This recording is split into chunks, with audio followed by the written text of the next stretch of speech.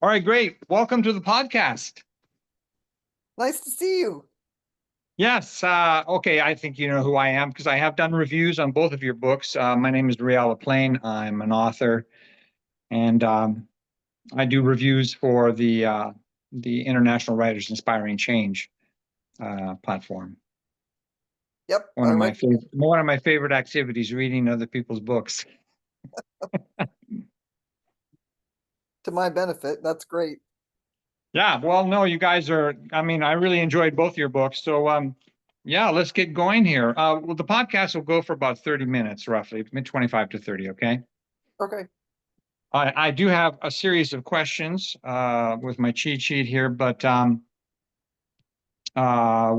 we can segue. I mean, this is not written in stone, as I told Kat earlier.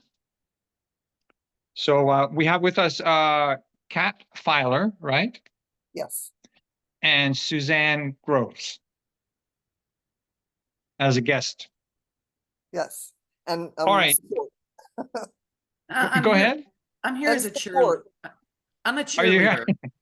You're the cheerleader. Okay, great. Yeah. But feel free any time during the podcast, Suzanne, if you have questions or you have comments, just jump in. It's not a problem. We don't have any big formality to this.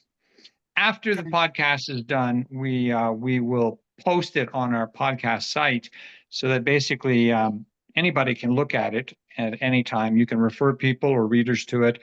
Additionally, the iWiki people will send you a copy of the podcast, the video, so you can actually post it on your own page or pass it around. Okay, thank you. That's great. Yeah. All right, so let's start off, Kat. We're podcasting with you, so tell us about yourself. Who are you? I'm my passions are writing and travel, and we do both. I'm not good on airplanes, so my husband and I bought an Airstream and we traveled the US. It turns out the US is best seen by the ground anyway.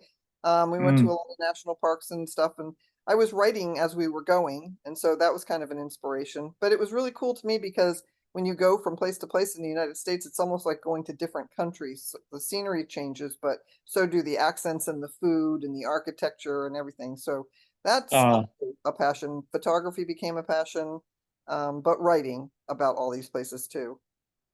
Yeah, of course. And of course, the US is like a world of its own. There's so much diversity from coast to coast. So, Yes, definitely. I lived there for 30 years. I was in the US before I Oh, you're not moved coming. Where overseas. are you now? Oh, I'm over here in Europe. I'm in Sweden. Okay, lucky you. Yeah, well, actually, I'm a Canadian, born and raised, and then I moved to the States and worked there for 30 years. And then I met a woman who's from Sweden, and so I got kidnapped, and here I am. Wow. Well, you fell into the briar patch. Yeah, exactly. All right, so and well, that gives us a little background on you. So, well, what got you into writing? What sparked that flame? I've always written, but as a kid, you have like a diary, and then if you're a writer, I think that usually transitions into a journal. So it goes more from had mac and cheese for dinner, went swimming at Laura's house to whatever's going on in the world and what's going on in your own life, and it becomes self talk, I guess. And it was my way of figuring out the what ifs. And I was really interested in um a couple of dreams I'd had where I wasn't myself. I was a different person. And when I woke up, I thought, how did I know I wasn't me? Like, how did I not know I was me? So that I wrote about that a lot. And then I got a lot of kudos from my teachers, which is typical of writers, but I couldn't figure out how to turn that into a job. So I satisfied my need. How old were you at that point? Oh gosh. Well, this started in junior high school and all the way through college. I Oh, had teachers saying that you should write for a living. And I ended up being a stringer, being a freelancer for newspapers, magazines. I had a humor column for a while. And that satisfied my lust for a byline. It doesn't pay well, but right. sometimes neither does fiction. So, so that's how I got started.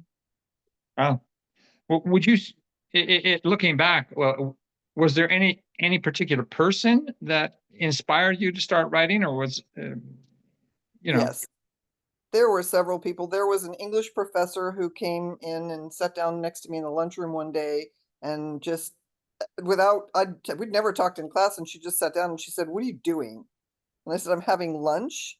And she said, "You're studying accounting?" And I said, "Well, I don't know. I was looking for a job out of this, you know." And she said, "You should be writing." And I said, "Good. How does that pay?" And she could not answer that. But then I met another professor. They all seem to be professors. And I don't even really know exactly how we met, but he took an interest, and then he had a writers group and he encouraged me to join it. And and he was my mentor for years. He passed away just shortly before my book came out. So he knew what was in the works, but he was gone by the time I actually launched my debut novel.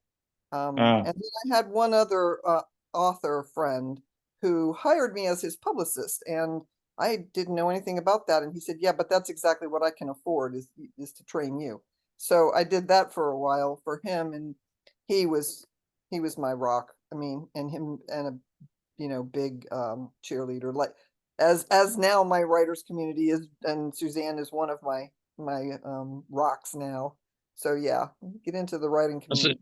yeah, have you guys known each other for a while? Actually, we've met. I guess we've known each other about 2 years now. Okay, So yeah, they're the same great. publisher. Same what? Same publisher. Yeah, same publisher. Okay, great. Yes, yes. Well, that's interesting. Just so maybe this is a redundant question, but uh, looking back, was there any particular author or writer that inspired you to jump into Yes, the pool? I was big Virginia Woolf. Um, I was big into the women's movement, anything to do with that. But also, I was a huge sci-fi fan, and so Isaac Asimov, oddly, and Arthur Clarke and Douglas Adams. The man was hilarious, and I remember the day that Douglas Adams passed away. I thought, "There's no more Douglas Adams. Oh my God, the world doesn't have any more. That's it. We just have whatever he left." So, and Right. yeah, a lot of them. I was a big fan of. I am still a big fan of Barbara Kingsolver, and of course Margaret Atwood. The list is very long. So yes, Uh, Margaret Atwood on The Handmaid's Tale, right? yeah, Oh, yeah, that's quite a series. yes, absolutely. Yeah, you made a comment there, which is it's interesting because it strings to a question I had. Because obviously, when I read Shadowrunner, I love the character Ada, by the way, Ada. Thank you. But obviously there was a message in that book about women's position or role in society, and she's a breakaway from the stereotype of, like, get married, have a family, and just be whatever. And it was a great message, but that was intentional, obviously, right? It was. I had that same struggle myself. I got very lucky and married my best friend, but I was not an easy person to talk into marriage because to me it didn't look like a good deal for women. So I had no intention Mm, of getting married or having children, and I did both. So interesting. So that yeah, worked out well for you. yeah. But Um, so in this case of Ada, that theme in the book, that obviously is a message to, like, is that a message that's going to continue? And I assume there's going to be another yeah. more books in the series, right? Book two is on the horizon. She's has survived, and she now has to figure out what is her place in society. And as a woman in Victorian England, her only choice is marriage or problems. So Yeah, right. she's trying to figure that out. She's also a little bit smitten with a young man that she met in book one, and she's fighting that because she's not sure where that's going to go. It could very easily go to a marriage, and they do have an affection, and it could turn into a romantic relationship. So she would be very lucky as a Victorian woman if she did marry him, because she would have actually married for love. He was of the right social status. It's not like she fell in love with a butler or something, which one of the characters does and has a secret marriage. So Right. yeah, so it's not that I hate marriage, and it's not that I hate men, and it's not that I want all women to not get married and have children. I think that's very noble. I did, and I had a wonderful life. My grandchildren are the best blessing ever, but it wasn't the path that I had chosen, and I would just like for women, young women, to have some sort of characters to look at that say, well, that might be my choice, but it doesn't have to be my choice. So, and Right. that's what my character is. And by the way, my character Ada it's a nod to Ada Lovelace. Her name is Ada Charlotte Bertram, and we don't find that out until book 2, but it's a nod to Ada Lovelace and Charlotte Bronte. Oh, wow. Okay. Another classic. Yeah. I'm going to ask, I mean, given the circumstances of what we see happening in the US right now, with recent events, like, for instance, uh, the reversal of the Wade and Roe, Yeah. the rights to abortion and stuff like that. Do you see any parallels between that and your book and what's happening right now? I do, and I'm in a critique group with Suzanne and another writer. I'm going to name him Cliff Garstang, and he's writing a story that's scaring the little bejesus out of all of us because it's very current also. And my book has turned out to be very current, but it wasn't something that I planned on. You don't know how history is going to, unfold. Mm. But at the time, it was something that I was passionate about. I see Hollywood and Netflix in particular romanticizing a period when it was really difficult to be a woman, and Mm. I would like them to set the record straight. And then now all of a sudden this other climate, came upon us, and I think the message I I have a co-author on this book, by the way. Her name is Harrison Kane, and on the next book, on the second book. And Okay. she and I talked about this. She's a young woman. She's 30. She has no plans to get married. That's not why I chose her. We've been writing together for a long time. But I said, are you aware that this could become a political firestorm for us if we would be so lucky as to get noticed? And she said, I have thought about that, and I'm okay with that, because I believe that what we're saying is something that possibly needs to be said. And what's kind of cool about fiction is sometimes you can say things without being in front, right out there with it. But if somebody imagines themselves as a character for 100,000 or 80,000 words, there's a quiet activism that can occur. And so I didn't set out for that, but I'm down for it. So I'm fine with that. Well, I mean, that's what we think here at iWake too. The thing is that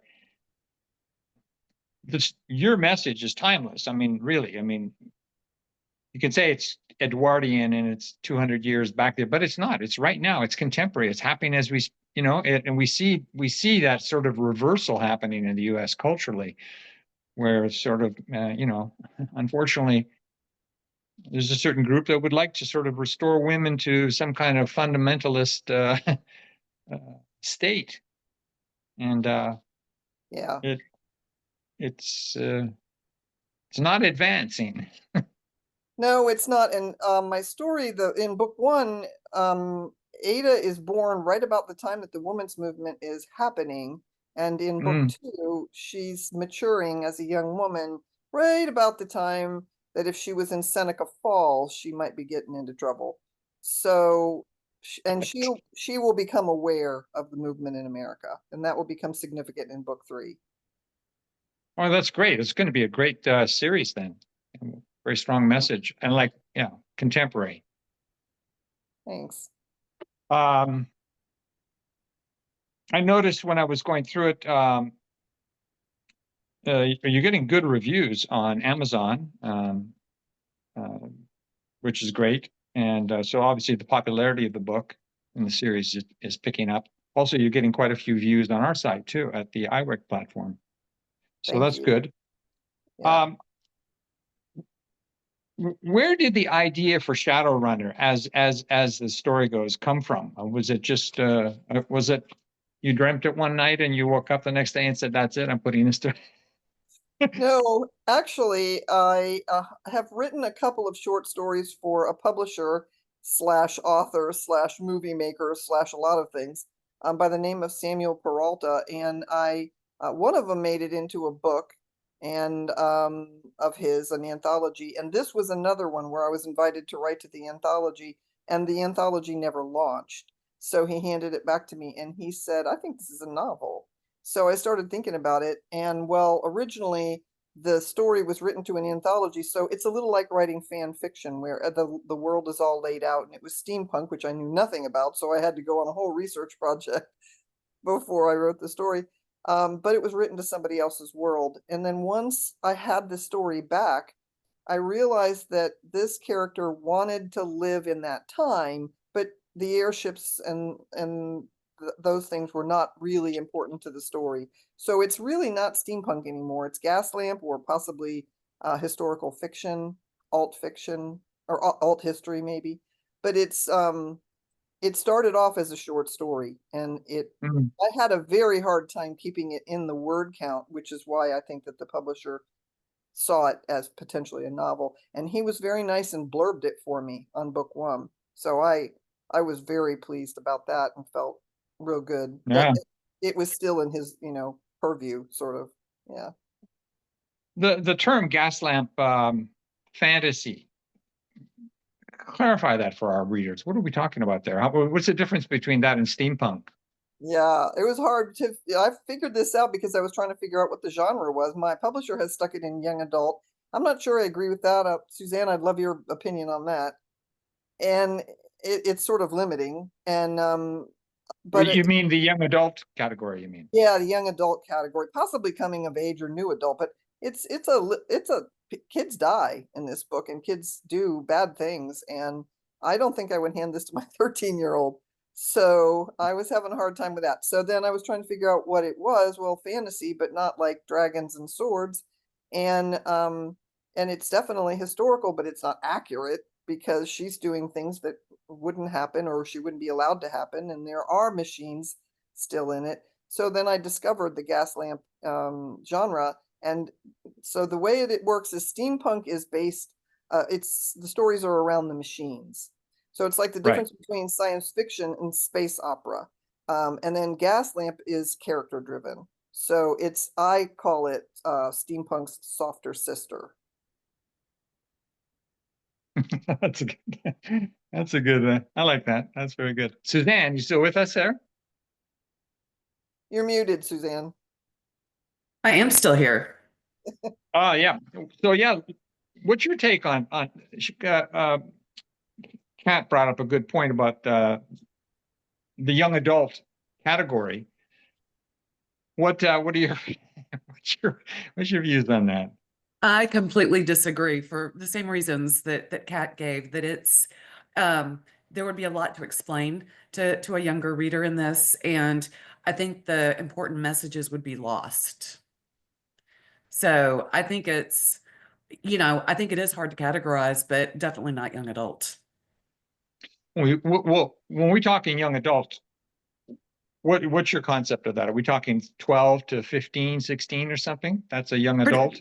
Yeah, I'd say 12 to 17, Okay. 16, 17. And I think, it's just, I mean, it's wonderful from the standpoint of her imagination. And you've read her first book. I'm working with her in the critique group on her second. Her command of just lyrical, beautiful prose, and just it's so mellifluous. And I think on that front, it would be good for young readers to see that, this is what beautiful writing looks like. But I do think, although, honestly, Kat, Hunger Games was young adult technically, and people died in that too. So I could kind of see it both ways. Um, Yeah. yeah. My, But my isn't gun, but if you compare you're right. By the way, Kat, I did want to comment on this. The quality of the writing, and I put this in my review, I thought was unbelievably good. thank you. I mean the color, the metaphors, just the whole. I mean, you take sort of a dark subject, what's going on there, and you turn it into something that's quite amazing. And I personally have this thing about bringing the English language back to life, because I feel personally that in the last certainly in my lifetime, I've watched the dwindling where vocabulary of the average person today is, I don't know what it is. Is it 250 words? But they don't use the words that are in the dictionaries anymore, synonyms and metaphors and beautiful language. This is almost becoming a lost art. And I think that authors have to keep that Well, I alive. appreciate that, and high praise coming from you. And I would have to put that squarely on the shoulders of my mentor, Frank Green. He was very, very disappointed in me for writing to steampunk because he was a Southern gentleman and he believes in Southern literature. And at one point he said, "No, if you would really apply yourself, you could be the next Eudora Welty." And I'm like, "I don't read Eudora, so." But it was really high praise. But he was on me all the time. But I also think Mm. possibly what's happening is I spent a lot of time as a young person around English people, Brits. And so Yeah. that's almost like another language for me. And so when I started writing this and I realized that I could put it in London, England, I thought, oh, what fun we could have with the language then. And back then too, they love, to play with words. For example, just a stupid little kid's book, Jemima was about a duck. Jemima Puddle Duck. It's not just a duck. You have to play with the words, and I just love that.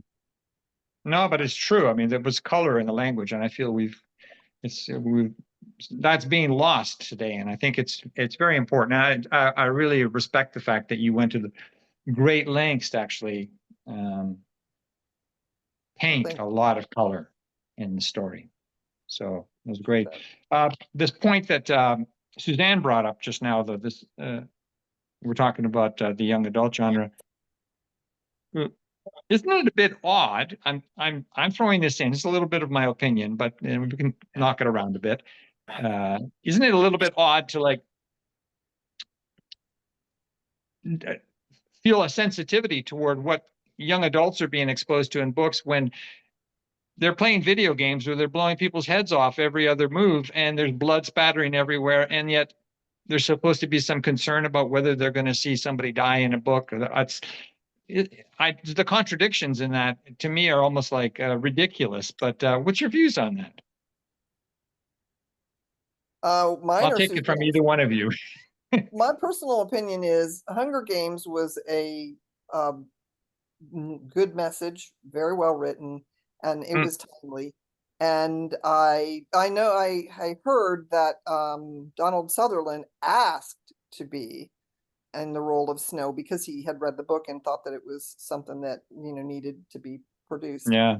So that was kind of interesting. So do I think that that this is a too old book for younger readers? No, I don't. But with book banning going on and parents being more and more involved in what are your kids reading, then I think they might be concerned. Although, to be honest with you, it seems to me that they're more concerned about sex in a book than they are about violence. So maybe they would be fine with it. I don't know. I do know that if I go to in-person signings, the people who show up with their kids because they know I'm a young adult author are really disappointed, and they don't necessarily want their kids to read these things. They ask questions and I end up talking them out of the book because I don't want somebody to read it if they're unhappy with Because of what? The violence or because on the back of the thing it says that she's raised as an assassin, and that's the first question I get from a parent.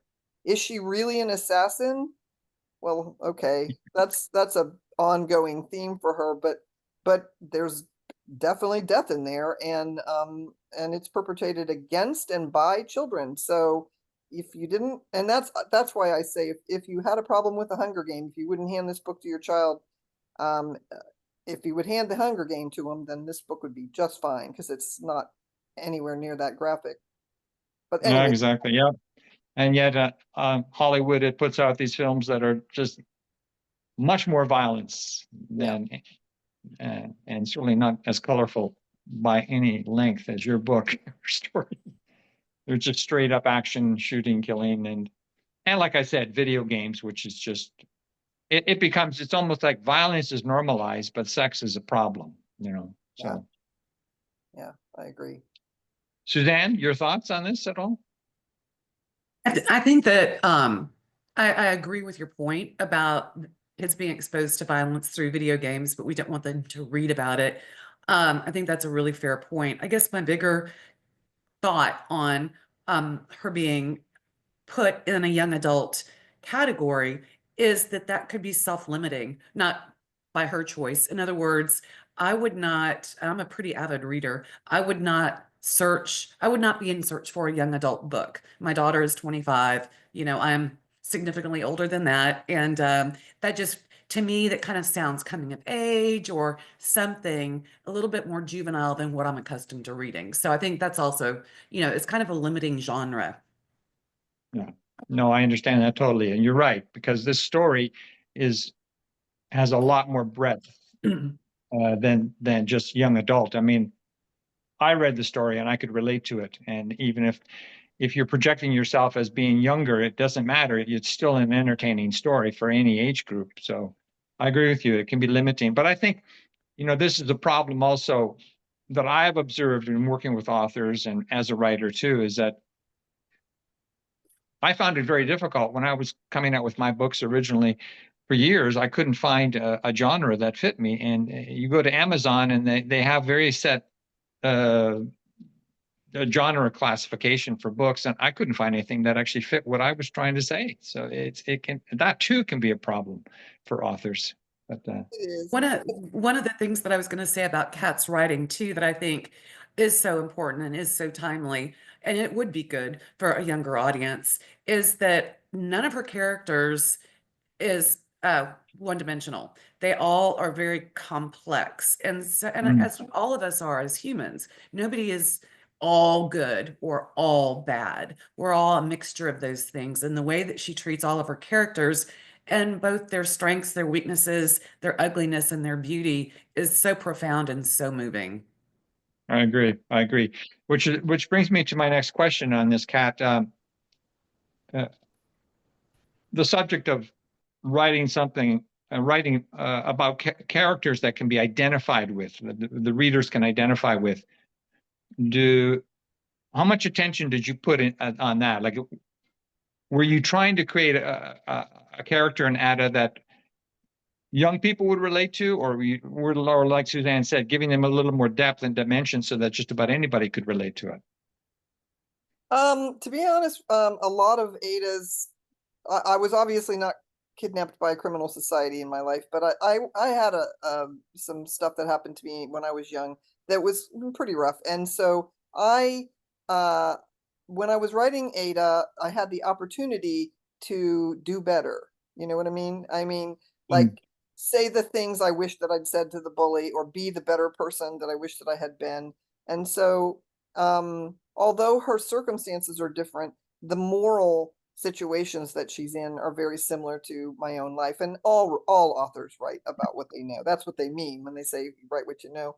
So you write about yourself, whether you intend to be transparent about that or not. And she is a better version of me. And then some of the other characters came in, and of course they start off as supporting roles, but then the rule is they can't be all bad. I think one of my most interesting characters, who may actually I might do a spinoff for her, is Deeb. She's the thief, and she doesn't even have a name when she comes into the book. Her name is Ratcatcher. She's an orphan, and she doesn't remember her parents, and they name her Deeb and a thief, and it's not a compliment. And she just owns it. She's okay with that. If you guys are going to be up, then I'll just be like that back. And she became very interesting to me really early on. And then the other character that became interesting to me was the captor. Started off as just being someone who was tormenting Ada and using her, but she became maternal in a very dysfunctional way. And I don't know how that happens. Characters just sort of start talking to you, and Yeah. they become people. Yeah, it's interesting that you bring that up, because while I really liked the Ada character, I found myself identifying with the captor. I thought she was fascinating. She's a dark character in the background who sort of starts to morph into something else. Like you say, like a protectorate as opposed to a captor. Yeah. That's very good. I appreciate that. I don't know if it was a woman thing. I think that she recognized herself in Ada. Ada was a young her, and then she started becoming aware of where she was in her life, that's the way I saw Nadine. And I think that she Mm, started to feel like, well, I don't know what I can do for myself, but maybe I can do for her. that's great. All right. Well, I got one more question, sort of intrusive, broad. Uh, throw this to both of you. I uh, we live in a world right now, and have been obviously for a long time, that's very, you know, patriarchal. It's a very, as you spoke about at the beginning, you know, the women and the women's roles in society. It's been a long battle for women to get up to some relative sense of equality, but still, it's still a very patriarchal. My question is this: in your book, is there an intent also to show that we need to have a more maternal power base in society and culture, like that women would offer a maternal dynamic, you know, which we don't see. I mean, you look at the White House right now; it's all men, Yeah. and it's always has been men in America. And there's you know, any attempt to sort of bring in the feminine side, uh, nope. Yeah, I did not, well, of course, this wasn't all going on when I was writing book one, or well, maybe it was, and I just wasn't as aware. But I was aware of my own upbringing. I was aware of my mother was a 50s mother, and she tried to get me to marry well. That was her whole plan for me. And so I was trying to go to college. So, you know, and she thought, well, that's going to keep a man from getting a job. So I was a little bit fighting that in this book. I just Uh, wanted women to think, well, you could have both, you could have one or the other, and one isn't necessarily better than the other. So yeah, that message was definitely there. It wasn't timely as it is now. But going into book two, I'm very specific about this. There will be two very strong female characters, and both of them are finding their legs. They make different decisions than a male character would make. And I don't know if it's better, but it's different. And I see it as an alternate way of dealing with power. uh, that's right. Good. Suzanne, just, are you still with us? Yep.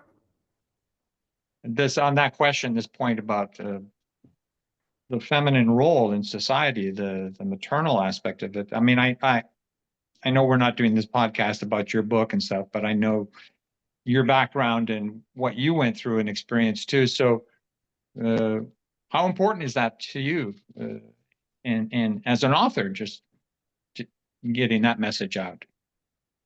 I think that this society in general, particularly when we're looking at politics, there needs to be a greater focus on relationships than transactions. And I think that that's where women are innately stronger, is in building, nurturing relationships, nurturing, caring, fostering, cultivating, versus just one and done transactions. And I feel like Mm, it's a place for both, but they should be equal.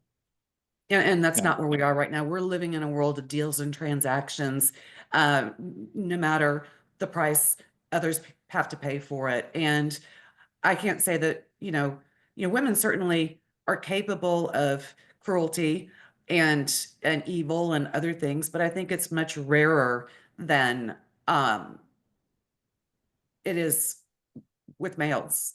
Um, Well, I just don't think there's any argument there. I mean, the statistics say that uh, you know, men start wars. You don't see too many women doing that, Yeah. fortunately. I And know this book unfortunately, is about Suzanne's book, but anybody who's looking at this should look Suzanne up and read her book, because that was the beginning of our friendship when I realized that we connect. Yeah. yeah, no, it's a very powerful story too. I really enjoyed it. Um, okay, I mean, I could go on for another hour talking to you guys because I love your perspectives. But I'm going to ask you one last question. Okay, Kat, sorry. I always ask this question at the end. So we have lots of novice authors that come to iWick, to the iWick platform, and you know, what advice would you give them? What would be the one thing you would tell them? I would tell them not to look for validation through other people. And it's okay to write and most people who write seek publication. I did not seek publication until just recently, and I'm old enough to be a grandmother, okay? But I still wrote. I have a desk drawer full of manuscripts. When I get through with this series, I have about 6 more books that I'm going to pump out that I never thought about. Now I have a publisher, that's a little bit easier. But don't give Uh, up. And also, don't think that just because you haven't been discovered or you haven't won an award or something that you're not good, that you're not a writer. The minute you write something, you're a writer, and the minute you get something published, you're an author, and you should own it. Brilliant, brilliant. That's great. Suzanne, you want to add anything on that point? I would say use your voice, you know, and be authentic and write what you feel. I think it's important for people to own their space. And the greatest thing about being a published author is knowing that when I'm long dead and gone, there will be in a dusty attic or a used bookstore somewhere copies of my books, kind of proof that I walked the planet. And I think that's just a wonderful thing. But it's a difficult process. And so I think the writing is the easiest part. It's everything else that comes with publishing. And so you have to have pretty thick skin, as you know. Yeah, that's right. That's right. Yeah, good answers. Yeah, I mean, that's the thing about books, you know, the words will continue to echo down the corridors of time, and it's kind of eternal. Yep. We're still reading Homer, you know, 2,000 years later. Yeah, absolutely. So, well, it's been great having you on the podcast, Kat, Thank you very much. This has been fun. and Suzanne. Thank you for joining in too. So as I said, we'll post this to it'll show up on our podcast page tomorrow, and we'll shoot a copy of the video to you as well, so you can do what you like with it. It's no problem. Thank you so much. And yeah, I think that's it. And we look forward to your books, more books. Let us know when you're ready for reviews, you know? Will do. Thank you so much. All right. Have a great day, guys. Okay, bye-bye. Bye now.